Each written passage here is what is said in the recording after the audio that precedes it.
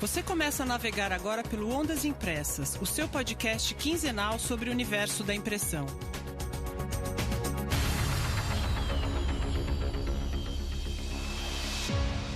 Olé, olé, militantes da impressão, eu sou Tânia Galuzzi, ao meu lado Hamilton Costa e está começando mais um episódio do Ondas Impressas. Olá pessoal, um prazer estar aqui uma vez mais com todo mundo, um grande abraço a todos e de microfones novos.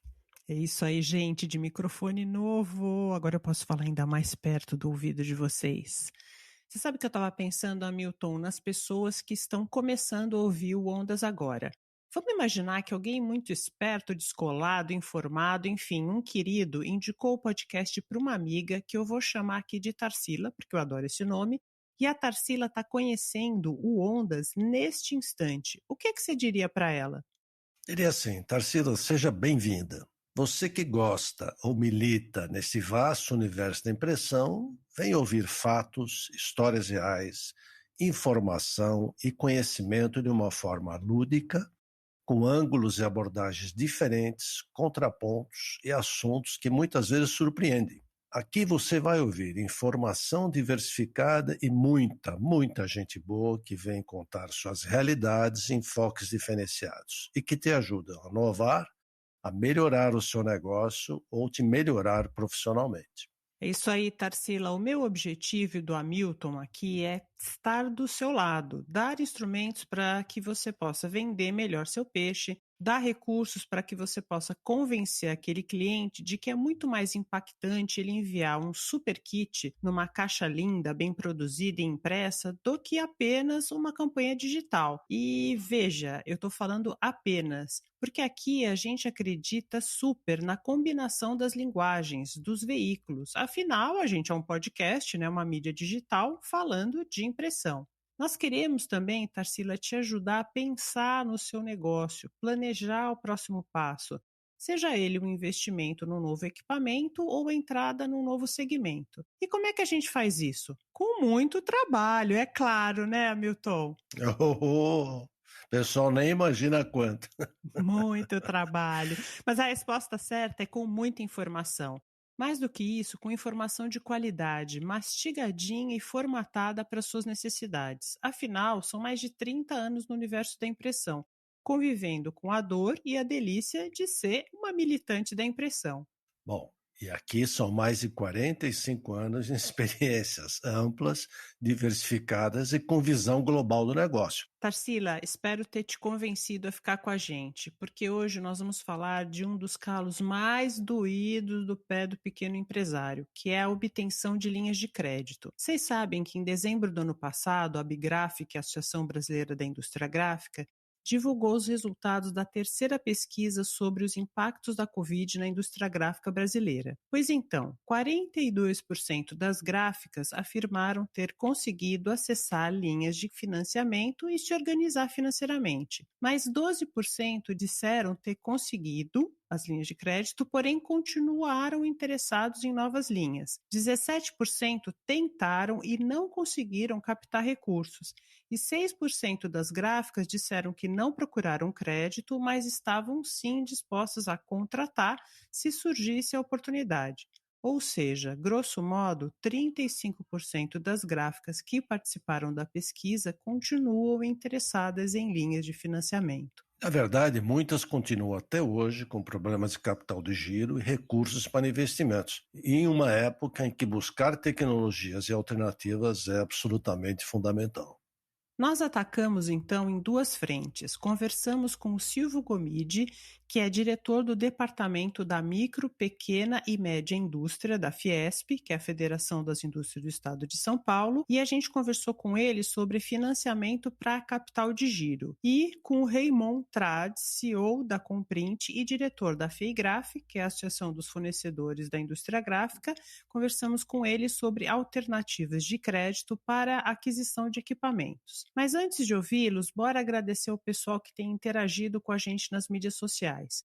Eu quero mandar um beijo para o Thiago Xeregati, especialista em pré-impressão, que começou a ouvir a gente no episódio passado e disse lá no LinkedIn que ia devorar os episódios anteriores. e para o Otávio Torres, com quem eu tive o prazer de trabalhar na Gramani Editora, que é a editora que faz a revista Bigraf, do Plínio Gramani, beijo Plínio, e que agora está no outro segmento, o Ota está no outro segmento. Ota, querido, muito obrigada pelas recomendações e compartilhamentos pelo Insta. Através deles, a gente quer agradecer todo mundo que tem ajudado a espalhar as ondas impressas mundo afora. E muitos beijos para os nossos ouvintes. Valeu, pessoal! Por falar em espalhar, não sei se vocês repararam, mas o Spotify está agora com aquele sininho, igual do YouTube.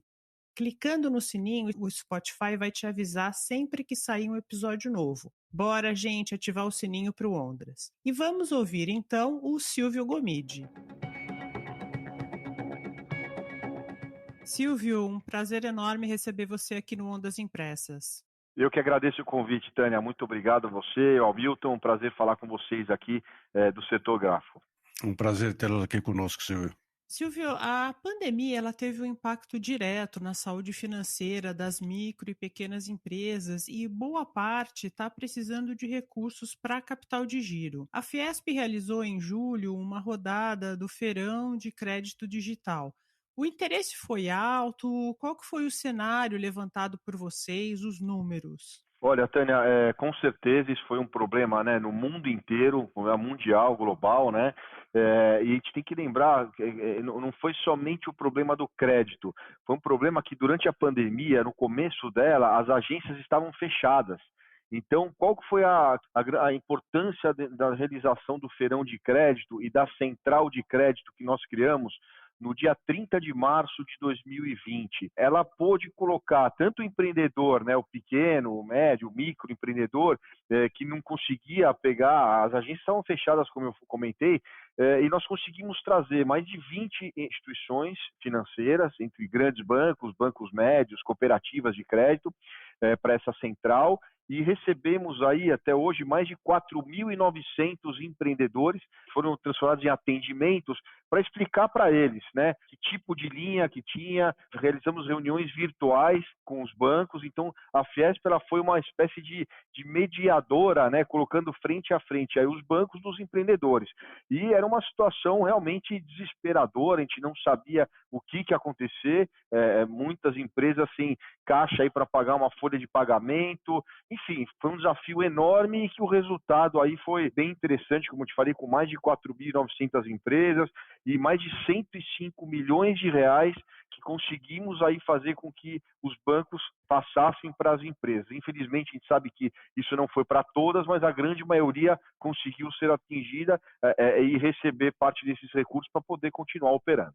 Muito interessante isso, Silvio. E esses recursos foram efetivamente para, diria até, sobrevivência dessas empresas, né? Salvação do negócio, eventual recuperação face a essa situação toda, né? Você tem toda a razão, Hamilton, para você ter uma ideia, nesse último feirão que nós fizemos, 70% das empresas estão indo atrás de recursos, né, de dinheiro para capital de giro, ou seja, para você tocar o dia a dia da empresa, somente 24% para investimento. Então, vamos imaginar que o país estivesse num momento tranquilo, tal, a tendência a isso é ser maior, esse número de em vez de 24 ser muito maior, né? Você investir para pensar um retorno lá para frente. E uma coisa que chamou bastante atenção, que os 6% estão pegando o dinheiro agora para poder renegociar dívidas tomadas o ano passado. Então, repara que aí, né, a empresa tomou recurso ano passado, conseguiu aí caminhar alguns meses, mas já está precisando aí desse fôlego aí para continuar em alguns setores isso tem acontecido. Agora, Silvio, olhando para além desse serviço que a Fiesp está prestando, olhando para a oferta de crédito no geral, quais alternativas estão disponíveis hoje e quais as mais indicadas para a pequena e para a média empresa? Ótima pergunta, Tânia. Primeiro, eu convido aí todos vocês que estão nos acompanhando para acessarem a nossa central de crédito. Vou só entrar no site fiesp.com.br, tem um bullet lá da central de crédito. Por que isso, Tânia e Hamilton? Porque tem muita nova modalidade de crédito na praça, tá? Só que a gente tem que tomar muito cuidado, porque às vezes tem muitas coisas novas que elas não são ideais para o nosso negócio. Então, esse trabalho que nós fizemos na central de crédito, ela foi uma espécie de mentoria para mostrar, né? Qual que é o seu negócio? É uma microempresa? É uma empresa de pequeno porte, de médio porte, de grande porte? Recebemos também empresas de grande porte, e você tem linha para todas elas.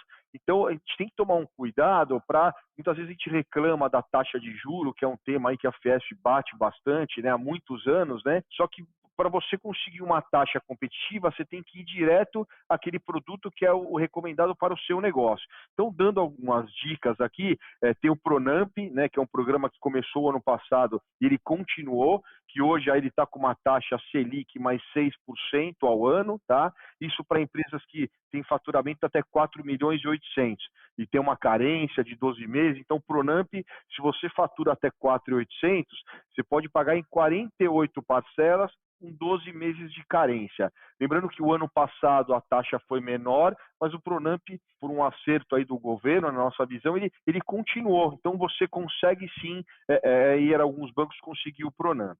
Uma outra linha interessante é o BNDES Crédito para Pequenas Empresas, tá? Que são empresas com faturamento até 90 milhões de reais, tá? Então, empresa aí de pequeno porte, até médio porte, né? Com prazos até 60 meses e uma carência de até 24 meses. E a taxa final disso é em torno de 12% ao ano, aí perto de 1% ao mês. Então, essa é uma linha interessante também. O cartão BNDES, a gente sabe que alguns bancos retomaram aí a operar com ele. É uma modalidade muito prática, tem que ficar atento à taxa, porque ele é atrelado ao Selic, a Selic infelizmente tem subido aí nos últimos meses, né? Mas hoje ele está com uma taxa de 1,26 ao mês. A grande vantagem do cartão BNDES é a agilidade, ele é difícil de sair, é burocrático, mas quando sai você tem as lojas conveniadas que você compra para o seu negócio. Um último que nós separamos aqui é o Projeto Urbano, que ele é operado pelo Banco do Brasil, né, para empresas com faturamento até 10 milhões, então empresas menores, né, com prazo de 72 meses para pagar, incluindo a carência já de 12 meses. E a taxa é TLP mais 5% ao ano, que hoje seria em torno de 17% ao ano, então 1, alguma coisa. Então, esses são alguns dos pontos aqui, como vocês viram, é bastante complexo, né? Mas tem na nossa central de crédito muito mais dados para as pessoas poderem pesquisar com mais calma.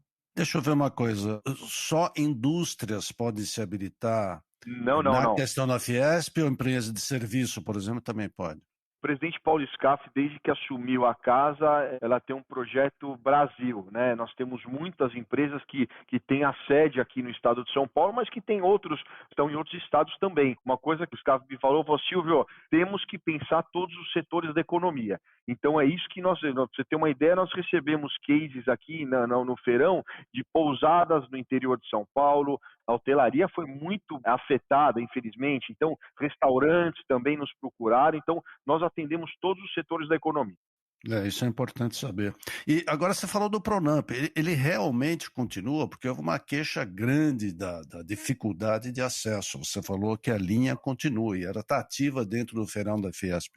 Pronamp ele continua, não na velocidade, na agilidade que nós gostaríamos, tá?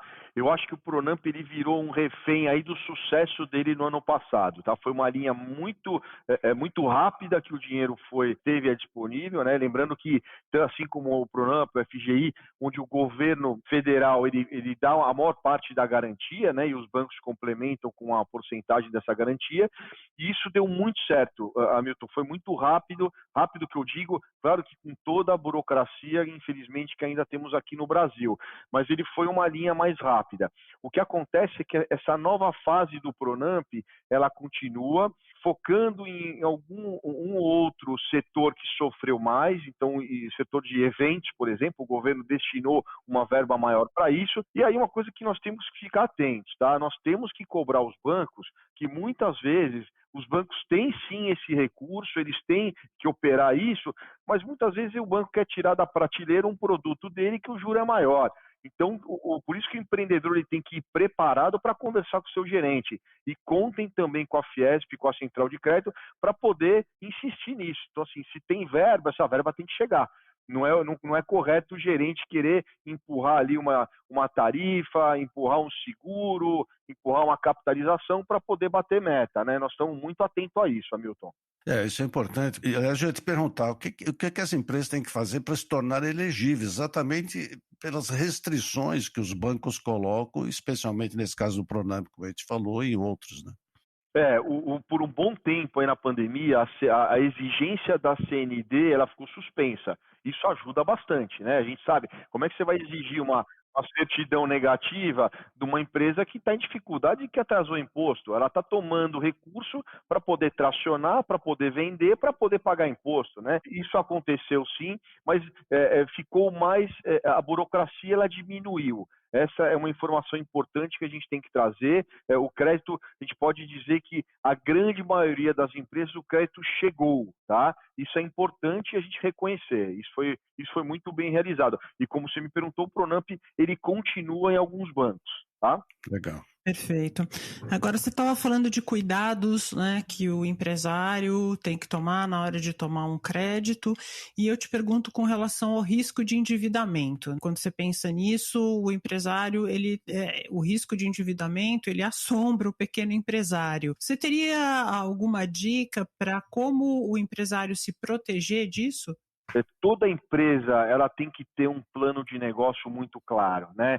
Qual setor que você quer atingir, qual que é o preço que opera a concorrência, qual que é o retorno em cima de cada produto, a cada serviço que você vende. Isso tudo vai mostrar um orçamento. E em cima desse orçamento, o que você tem que investir, qual que é o tamanho da sua folha de pagamento, quanto que ela representa em cima da sua venda, o quanto você está destinando de receita para investimento para a indústria 4.0, que é essa realidade aí que toda empresa está se reinventando e investindo nisso, e a parte de endividamento ela vem para isso. Então, assim, a gente sabe, e a pesquisa mostrou, que 70% das pessoas que estão tomando crédito é para o capital de giro. É claro que isso não é o ideal, mas também é questão de sobrevivência. Então você tem que sim se preocupar com taxas, mais ainda com prazo, não confundir também um prazo longo, porque a tendência é o juro aumentar. Você tem que aplicar esse recurso que você tomou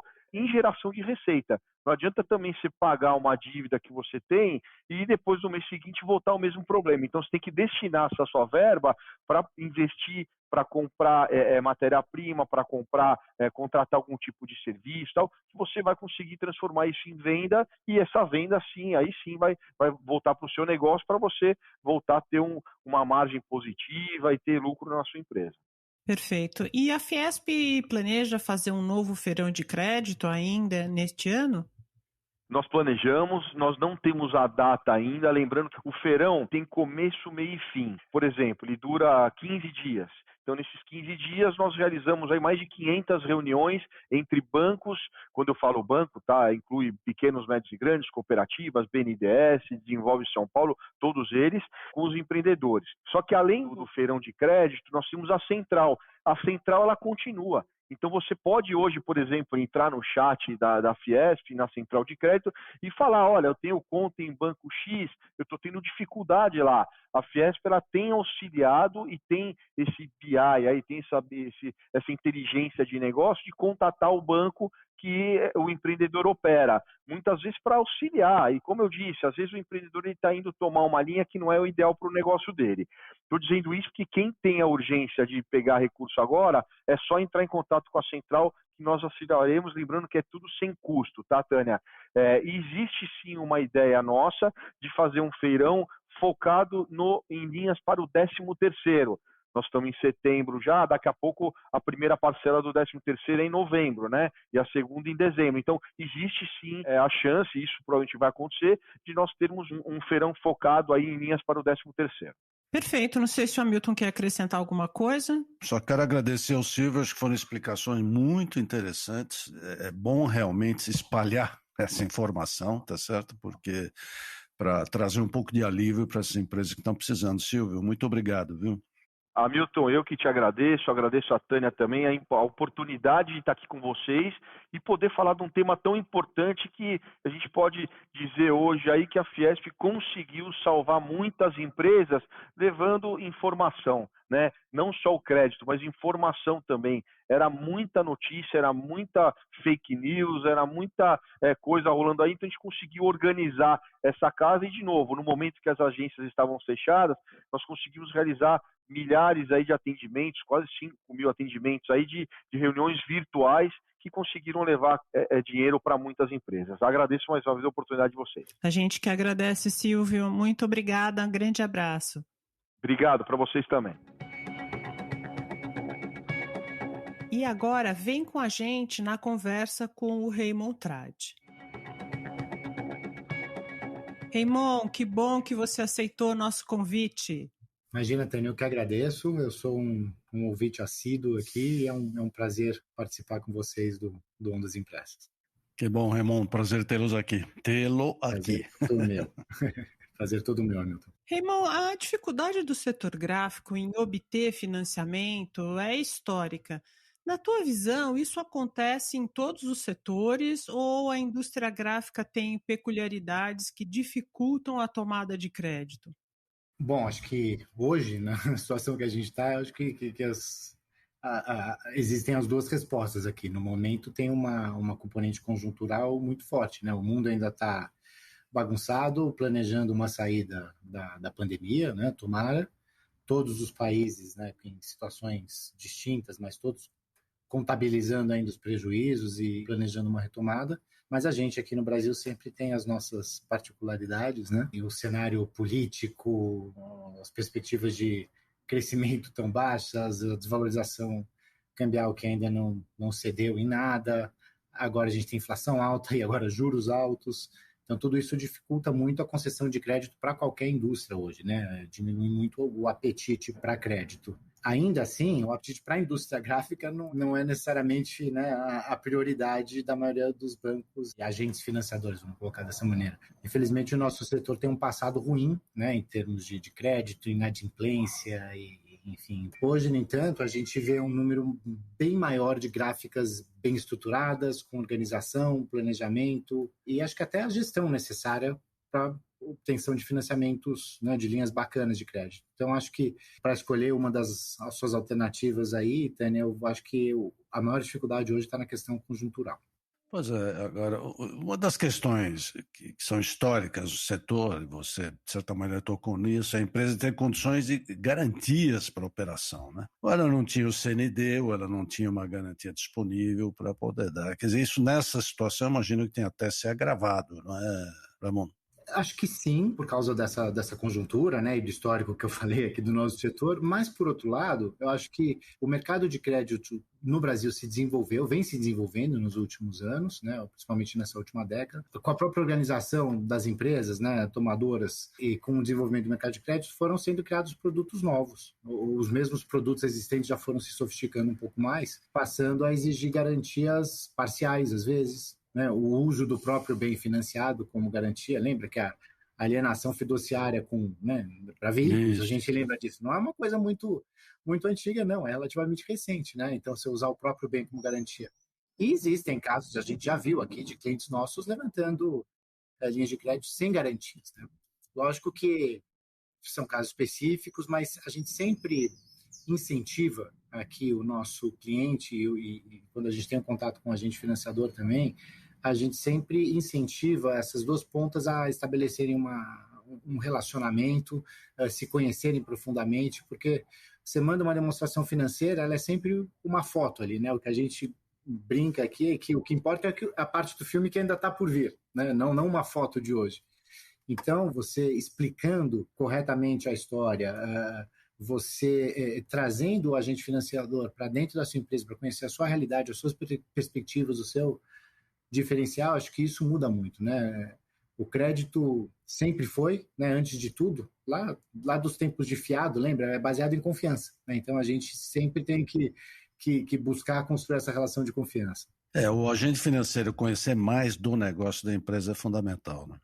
Fundamental, visitar, falar com os gestores, né, conhecer intimamente as operações, uma análise fria, em geral, não vai levar aos resultados que a gente espera. No teu artigo para a próxima edição da revista Bigraf, aliás, recomendo super, gente, o artigo está ótimo, a revista começa a circular lá para 10, 15 de outubro, mas nesse teu artigo você fala de várias modalidades de crédito para a compra de equipamentos, e eu quero destacar 3, o arrendamento mercantil, que é o leasing, o aluguel e os consórcios. Quais as vantagens dessa modalidade e para quais perfis de empresa eles são mais adequados, Raimundo? Falando um pouco dos produtos, o arrendamento mercantil ou leasing, né, a gente tem o leasing financeiro, no qual o arrendatário, né, o tomador, tem a opção de ficar com o bem após o término do contrato. Existe também o leasing operacional, onde o bem é devolvido para o arrendador. Da mesma maneira, no caso do aluguel, o contrato pode ser estendido ou o bem retorna ao locador. O que é interessante aqui? Para que perfil de empresa ou para que perfil de equipamento? É uma tecnologia que sempre passa por atualização, né, onde as mudanças tecnológicas são mais frequentes, então você sempre quer ter um equipamento mais moderno, né? A gente trabalha muito com digital aqui, a gente vê isso acontecer. São opções interessantes para as empresas que estejam aí envolvidas nesse tipo de segmento de mercado. O caso do consórcio, que já foi tão famoso aqui, dependendo da idade aí do ouvinte, aí nas décadas de 80, de 90, a gente só ouvia falar de consórcio para Troquei muitos carros para o consórcio. Exatamente. Ele sempre tinha desvantagem de você não saber quando o seu carro ia sair, né? Quando você ia ser contemplado. Mas hoje já existem produtos onde você pode desenhar com mais previsibilidade, né? Quando isso vai acontecer, principalmente para uma máquina que você esteja comprando através de um consórcio e como isso quando ela vai entrar em operação. É aquele caso da sofisticação do produto, né, que vai se desenvolvendo. E acho que mais que tudo, os bancos estão voltando a reforçar essa área, né, dar mais atenção para isso. E a gente já tem empresas especializadas em consórcio montando parcerias dedicadas ou projetos, né, iniciativas dedicadas ao setor gráfico. Então, é bem legal se informar a respeito. É uma nova modalidade que a gente passa a oferecer para os nossos clientes aqui. As garantias existem, né? Em geral, elas são mais tangíveis do que em outros casos. Você tem que falar de imóveis ou de veículos e tudo mais, mas sempre é uma alternativa, dependendo de qual é o perfil da empresa e qual é o perfil dos próprios bens que podem ser disponibilizados para isso. Depois a gente tem as vantagens fiscais, mas aí vai depender sempre do regime de tributação, né? A gente tem clientes aqui na área gráfica que operam no Simples. O Simples, lembra, é um pagamento de um imposto único sobre o faturamento da empresa, né? Da mesma maneira, a gente tem o lucro presumido, onde a gente assume uma margem de lucro padrão, né? De lucro tributável, também, né, vamos dizer assim, um pouco mais engessado. E a gente tem o lucro real. Aí sim, acho que entram a maioria dos benefícios de arrendamento mercantil, aluguel, porque dependendo do modelo que você escolhe, você pode deduzir a parcela toda, só a parte dos juros, ou o aluguel mensal, tudo isso você consegue deduzir da sua base de imposto de renda. Então, o lucro real, as empresas que operam no lucro real têm mais alternativas interessantes aí por esse ponto de vista também. Então, peraí, deixa eu dar uma de leiga total aqui. Dependendo do regime fiscal da empresa, isso vai determinar a forma como ela vai tomar este aluguel, este consórcio, é isso? Não necessariamente a forma como ela vai tomar, Tânia, mas o impacto que isso vai ter na contabilidade. Então, se você paga um imposto único sobre o seu faturamento, não importa muito que despesas você tem para baixo do faturamento, né? Porque o imposto não é calculado no seu lucro, vamos dizer assim. No lucro real, aí sim, importam as despesas que vão vir depois do seu faturamento, da sua margem e que vão compor a base de cálculo do imposto. Então, o que você conseguir deduzir desta base como despesa ou como despesa financeira, ou no caso de aluguel, né, uma despesa simples de aluguel, aí você tem a vantagem de pagar menos imposto de renda. Entendi, joinha.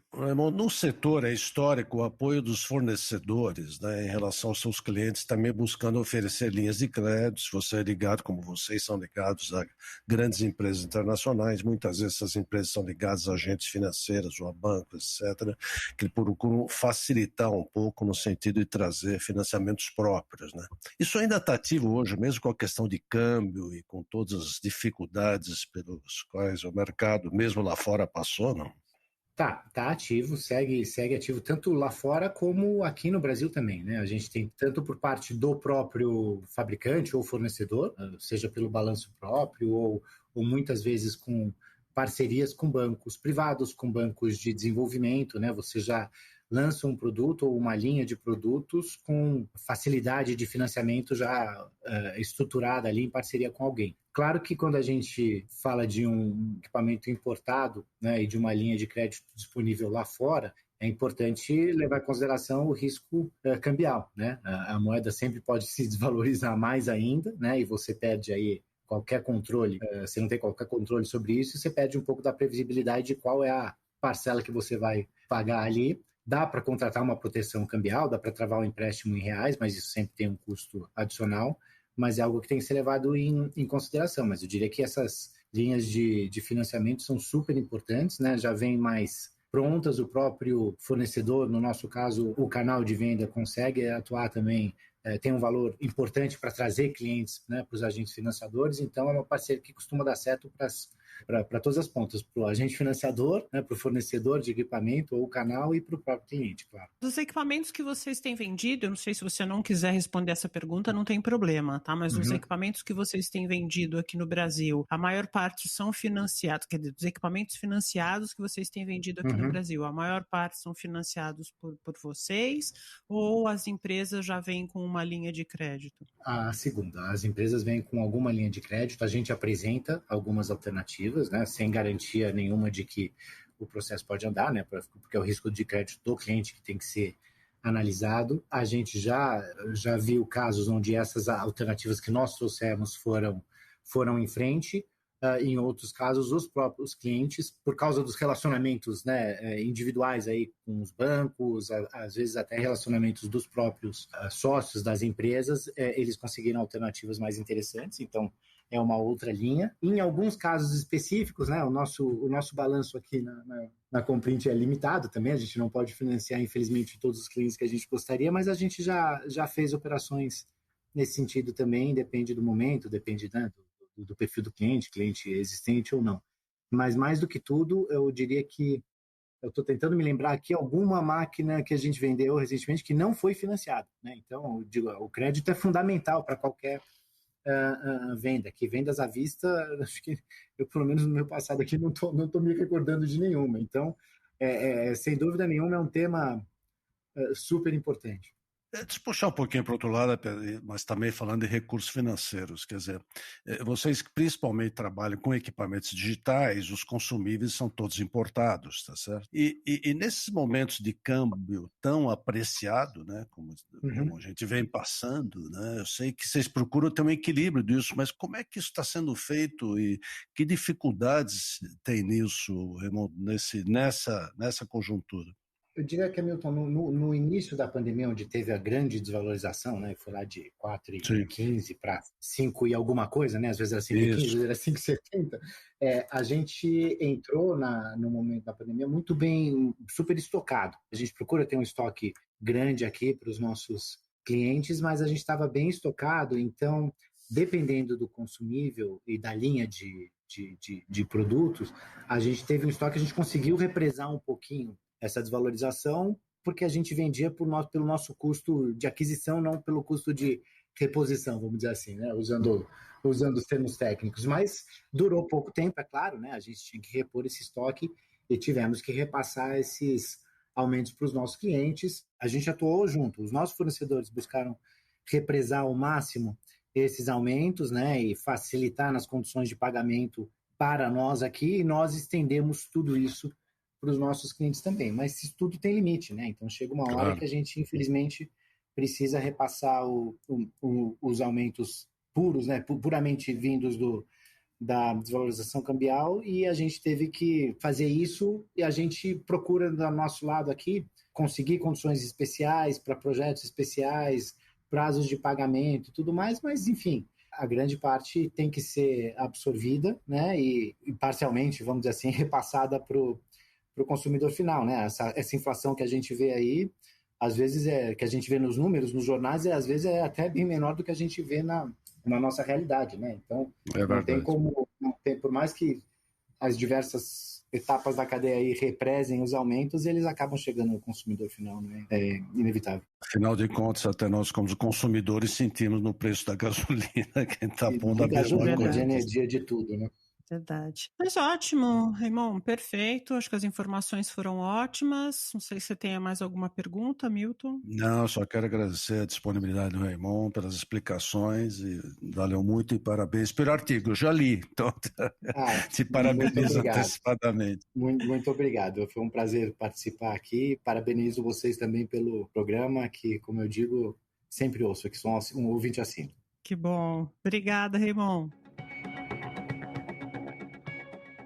Impressão final. Abrindo este último bloco, queremos te convidar para participar da gravação do nosso 18º episódio. É isso, gente! A gente vai gravar um episódio lá na FESPA Digital Printing, feira sobre comunicação visual e impressão digital, que vai acontecer em outubro no Expo Center Norte, aqui em São Paulo. Nós vamos gravar um programa sobre o segmento de impressão têxtil ou estamparia digital, lá durante a feira. A gravação vai ser no dia 19 de outubro, na Ilha de Sublimação, dentro da feira. Fica ligada, fica atento no perfil do Ondas, no Insta, no LinkedIn e no Facebook, que a gente vai dar todos os detalhes por lá. Olha, esperamos você lá conosco, tá? Lançaremos a camiseta do Militantes da Impressão do Ondas e você pode ser sorteado com uma, por que não? Agora, a recomendação de hoje. Eu quero indicar o podcast Papo de Gestão. Esse é o programa do Thales Gomes. Ele é o sócio fundador do Gestão 4.0 e CEO da Singu. E ele fala sobre gestão, liderança e inovação. Ele recebe convidados como a Cristina Junqueira, CEO do Nubank, que participou do 24º episódio. E eu quero recomendar o curso que a BTG vai fazer a partir de 19 de outubro. 12 passos para vender melhor. Com ninguém mais, ninguém menos que o queridíssimo amigo Mário César Martins de Camargo. Mário é uma das maiores cabeças desse setor. Um líder e um profundo conhecedor de vendas.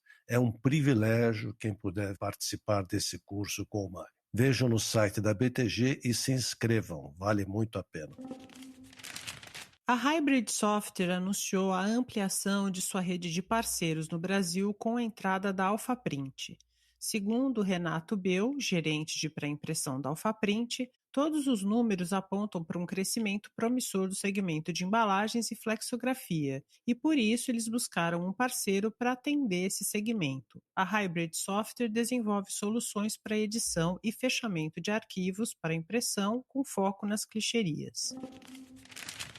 A Livraria Leitura vai inaugurar, ainda neste segundo semestre, mais 3 lojas em Salvador. As novas unidades estarão localizadas no Paralela Salvador, Salvador Shopping e Shopping da Bahia. A Leitura é hoje a maior rede de livrarias com unidades físicas do Brasil, com mais de 80 lojas espalhadas por 21 estados brasileiros. Até o final do ano, eles querem chegar a 94 lojas.